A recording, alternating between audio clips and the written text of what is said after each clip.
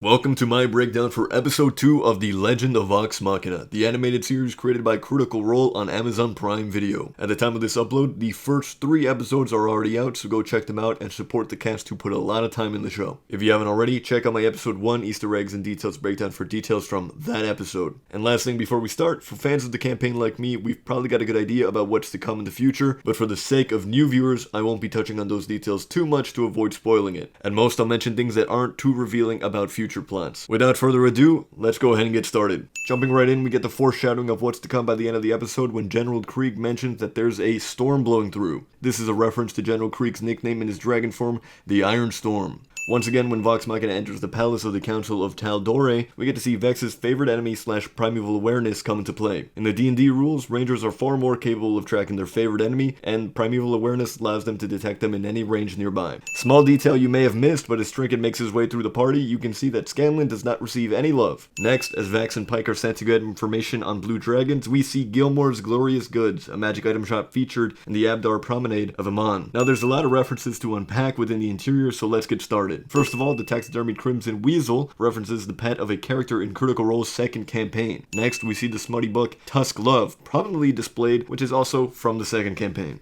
There does seem to be a Triceratops skull in the interior of Gilmore's shop, which foreshadows a major event that is likely to take place in the first season, Scambo. I'll leave it at that so as to not spoil the incredible series of events that are coming up in the show. There's also this sandal in Gilmore's shop, which is a reference to the Sandal of Gygax, a sandal that Gary Gygax, a co-creator of D&D, created. Finally, Gilmore mentions a Lance of Dragon Slaying in reference to the Dragonlance setting created by Laura and Tracy Hickman. Lastly, I just think it's cool Gilmore does the same coin trick that Vax did in the previous episode. While Grog and Scanlan are talking, we see the same Matthew Mercer cameo NPC from episode 1 pulling some barrels into the square. Sadly, it looks like his luck hasn't gotten better as Grog starts drinking from the barrels he moved. There's a duck person in the background of a shot here, which might be an Easter egg to the totem of the duck subclass that Matt made, or it could just be a duck person. It's probably just a duck person. There's some items here in General Krieg's room which could be of some importance. Let's take a look. There's a cracked dragon egg, maybe the one that Krieg was hatched from, or perhaps, as seen in other parts of the room, the wormling that did hatch from it ended up in this jar. Dragon decorations all around the room, rugs, ornaments, and paintings.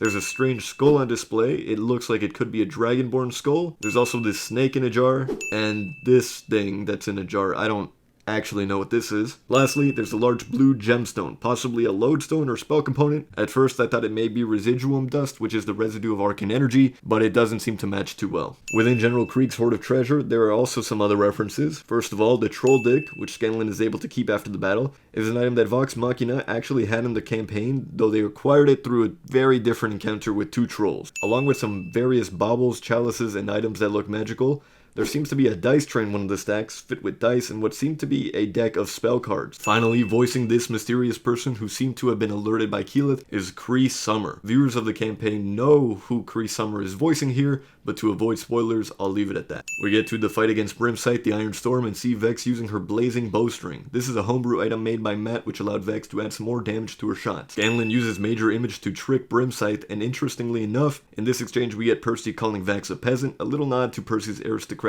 past that we'll see more of in this season. Percy fires a few shots which may constitute a possible wing shot since the purpose is to stop Brimsight from flying. In the campaign, Percy could fire at flying creatures to try and take them down, which is detailed in Matthew Mercer's Gunslinger Fighter archetype. Realistically though, this is just Percy firing some bullets, but just let me have my thing. Vax is saved by Scanlan's Bigby's Hand spell, which leads to a fastball special, a common trope used in comic books where a larger character throws a smaller character to land an attack. Also, as we see Vax being saved by Bigby's Hand, the boulder above him looks like a D20. Obviously, this is a reference to the fact that the show is based on the cast's Dungeons & Dragons campaign, but may also hint at Vax's luck feat in the game which allowed him to save himself from dangerous situations. Vox Machina receives a deed to their keep. In the campaign, this keep is called Grayskull Keep. Undoubtedly, they will have to rename it because that name is almost 100% owned by the creators of He-Man. That's all for episode 2. I'll be releasing an episode breaking down details and Easter eggs for all episodes of Season 1, so subscribe if you'd like to see more. I'd like to state that I 100% recommend watching the show if you haven't already. I think current viewers or new ones will enjoy it immensely. Thanks for watching. Bye-bye.